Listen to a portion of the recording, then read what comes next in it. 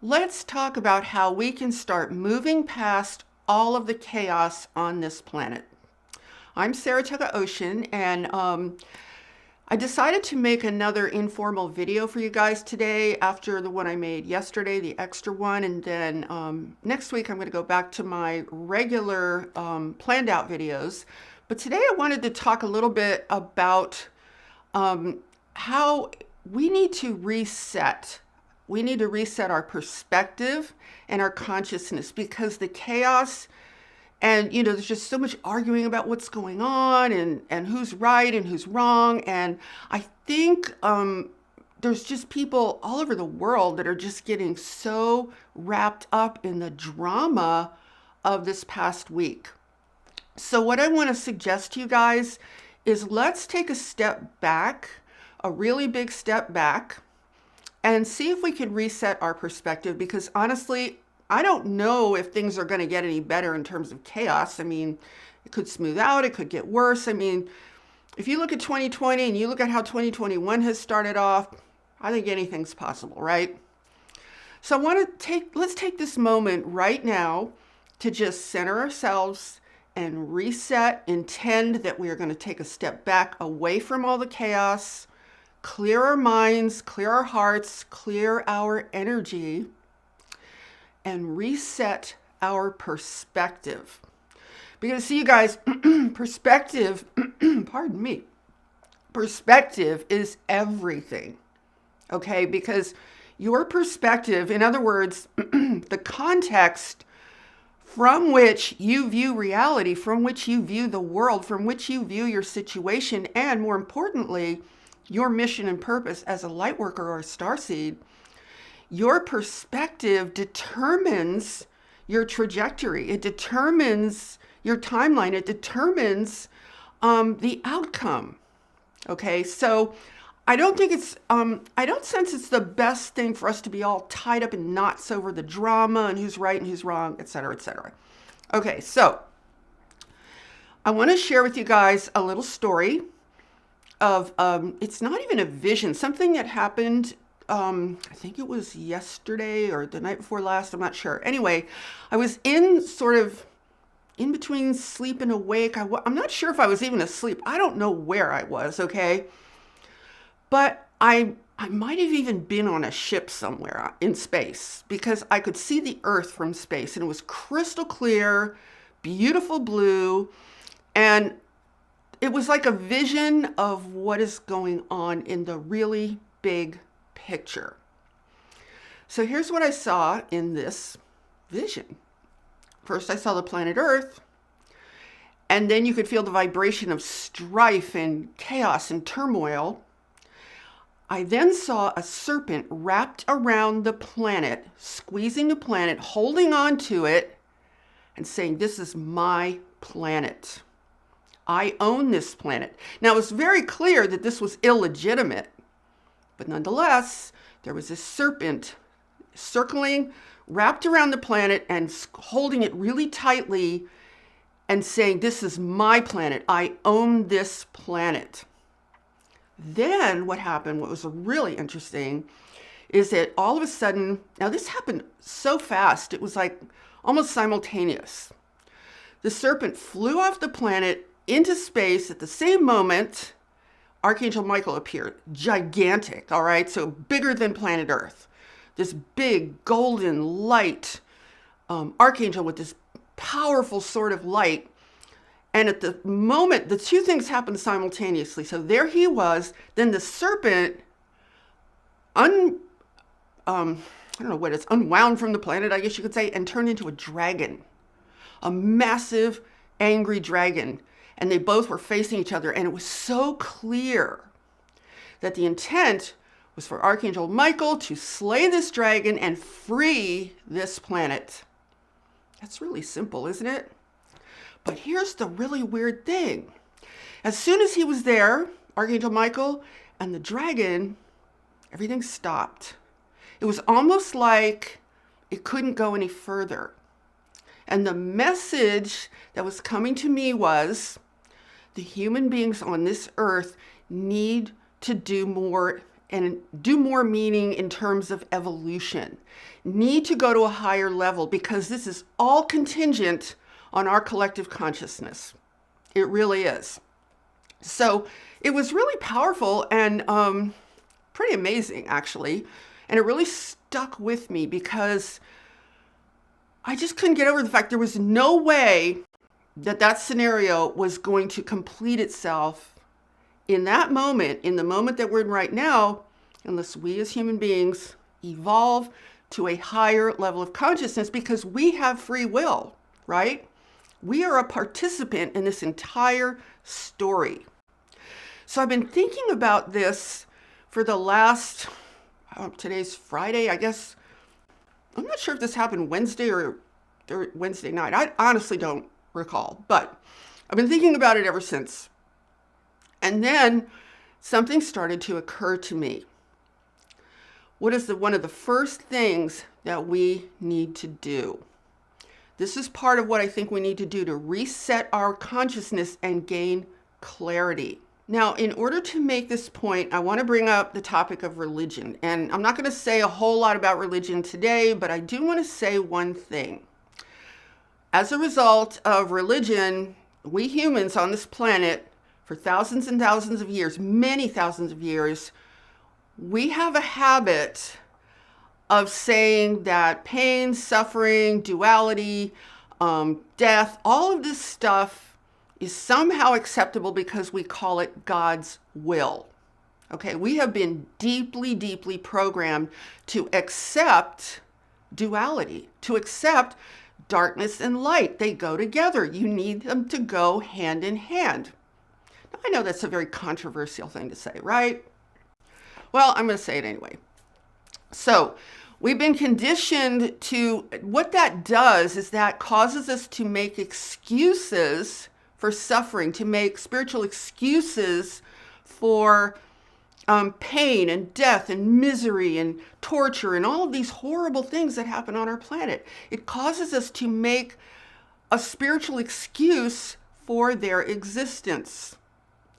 What that then does, and this is why we have to I'm just offering you guys this to just consider and think about, see if this makes any sense to you.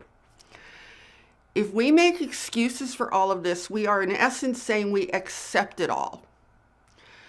Now, I know I brought up something yesterday, I think, and I know this is very controversial and it's not popular, but you know, we really have to make sure we're not making ourselves so fragile that we are unable to hear anything that we don't agree with, okay? It's okay to just hear different points of view, and then you can decide if it works for you or not. So here's what I've been thinking about. When you look at all the stuff that's gone on in 2020, you know, a lot of bad things have happened. Initially, yes, this is all definitely contributing to a mass awakening. But here's the thing we have to be careful of. We have to be careful that this doesn't go so far and so deep that it shuts down the potential for a global mass awakening that leads to ascension, that leads to freeing this planet from the slavery and the controllers, okay, in terms of our part to play in that because we have free will. So I want to invite you to look at this from an extraterrestrial perspective. I want to invite you to look at this from a very big cosmic level. So you come to this planet to help, right? Now, why would you come to this planet to help? Because you look at the planet and you see, man, people are suffering, people are dying, people are sick, people are in poverty, there's starvation, there's all these issues, there's conflict, there's wars, right? All this stuff. And you look at the planet and you say, hey, there's a big problem there on Earth. Earth is in trouble. Earth needs help. The people on Earth need help because look at all of this negativity that is happening. Now, if you go to that planet and things actually start getting worse and worse and worse, there is a point, yes, where that evil, those controllers will start to be revealed. People will recognize, oh my goodness, None of this is what I thought. That's definitely a real awakening. But there is a line that can be crossed if we're not careful, where all of that stuff that's being revealed ends up crushing the planet's ability and the people's ability to fully awaken. Here's what I mean by that. If a person is starving, if they're in total survival, if they're in abject fear, if they have no way to produce an income, they are desperate, that person is probably not thinking about spiritual awakening. That person is probably thinking about, how in the world am I going to survive? You see, there comes a point where repression, suppression, silencing people, locking people down, there comes a point where it no longer stimulates an awakening. Instead, it stimulates a lot of fear and a lot of survival. And this is one of the reasons I think that a lot of people are having trouble fully waking up. Now, if you look at this from a cosmic perspective, you could say, well, what's the best way to wake people up? Light, communication, inspiration. Darkness does not wake people up. Seeing the light, being inspired, awakening to the incredible ideal and possibility of an incredible universe where things like death and suffering and pain and misery don't exist. See, we have a natural built-in sensing system. We know when something's painful. We don't like pain, right? When we feel pain, we do everything to correct it and bring ourselves back into balance, back into a sense of stability, back into a sense of equilibrium, and just feeling good. So that sets us up naturally with a primordial intention to seek the light. We have that built in. It's automatic. The light comes in the form of health, happiness, love, peace, all of those wonderful things. That's what the light is. So we seek the light. Now, I know there are people that say pain is good because pain makes us seek the light. And that might be true within a closed system that's not fully evolving. But we're trying to evolve from what some say 3D to 5D. When you are in this kind of an ascension process, there comes a point where there has to be room for inspiration for the light itself, a vision to transition into that brilliance of love, of peace, of joy, of totally a world where there is no suffering.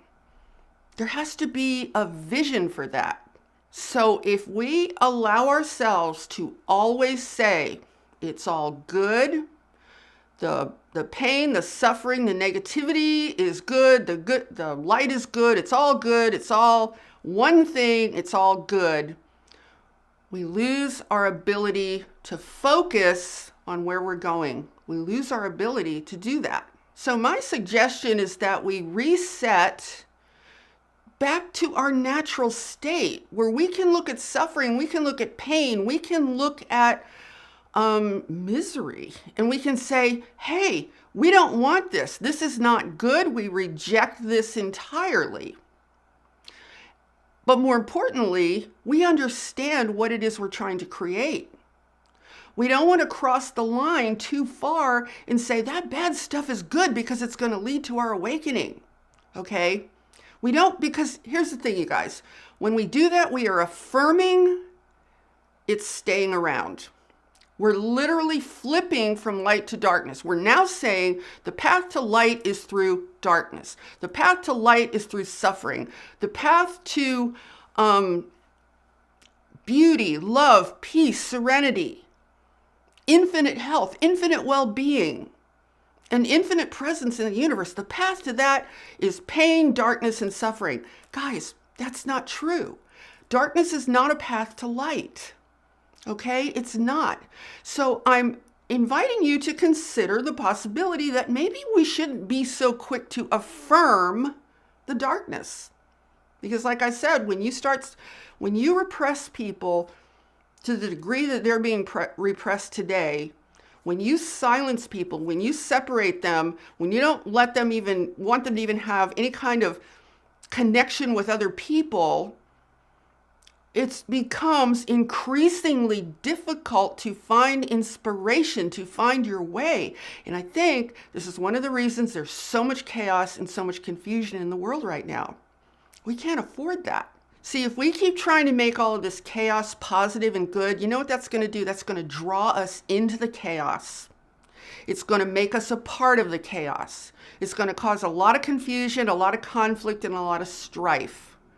So I don't really recommend that we try to make this chaos a good and positive thing, because I don't see any way that chaos is ever, ever, ever a positive, good thing. Okay, that's just my feeling on it, but you guys can see what that means to you. I think we would have a lot more peace within ourselves if we would just take a step back and say, you know what? I just want to come back to the simplicity and the power of my natural state of discernment, where I can discern this is light, this is dark. My focus is on the light. That's where we're going. That's where our intention is. And be very careful not to flip and say, darkness is the path to light. Pain is the path to love. Now, let me share with you why I think this is so important in the bigger picture of things. Because we are going to absolutely be encountering the extraterrestrial universe. We're going to have an awakening on an extraterrestrial level. And it may come sooner than we think. There's a whole lot of stuff in the works. I'll talk about this in another video.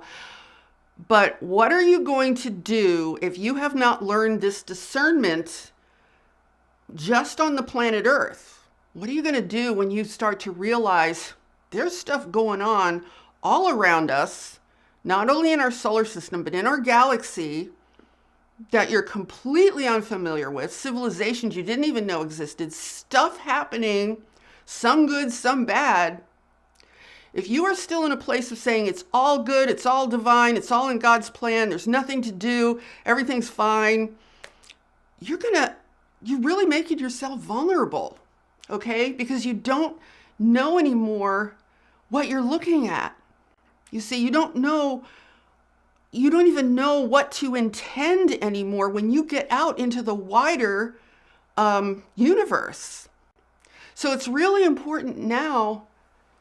This is what I think. I think it's really important now that we really get back to our natural self, and we understand that we are naturally made to discriminate between pain and peace. Pain we reject, peace we love.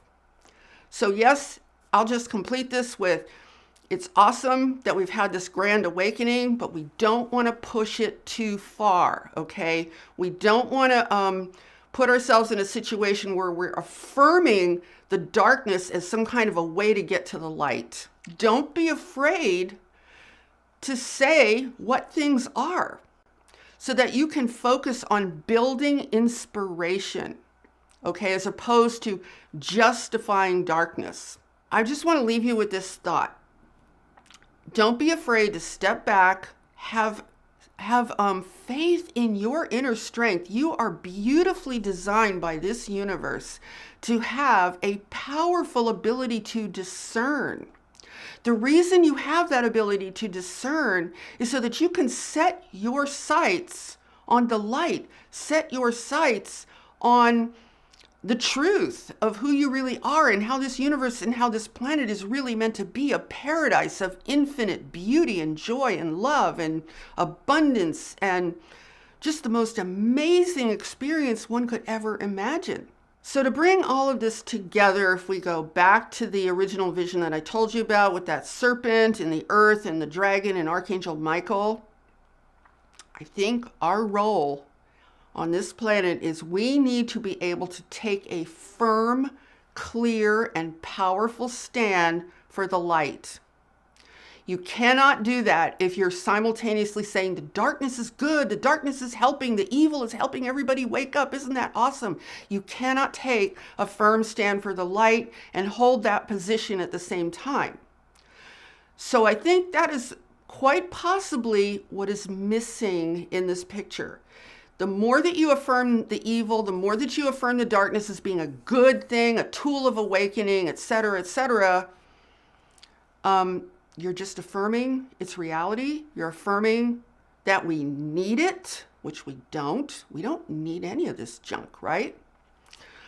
Remember at the beginning of 2020, we were so excited. I'm telling you guys, at the beginning of 2020, I could totally see this incredible awakening happening, and I did not see it happening as a result of the evil that we see perpetrated on us on this planet right now. I did not see that. I did not see it as necessary. It was crystal clear to me that there could be this amazing awakening, this beautiful experience, this expansion of consciousness, and it did not require misery, pain, lockdown, and suffering to bring that about. It didn't. It never has, okay? So I just think we need to be very, very careful that we're not crossing a line without realizing it and affirming the very thing that needs to be eliminated once and for all, permanently and for good from this planet. Okay, you guys? So I hope that makes sense. If you don't like what I said, that's fine. You can just throw it out, or you can take it and just contemplate it and see if it makes sense to you. All right, so I will be going back to my regular videos after this one. I hope you have enjoyed this. I hope it's given you some food for thought. And I so look forward to seeing you all in the next video. Sending you all so much love. Namaste.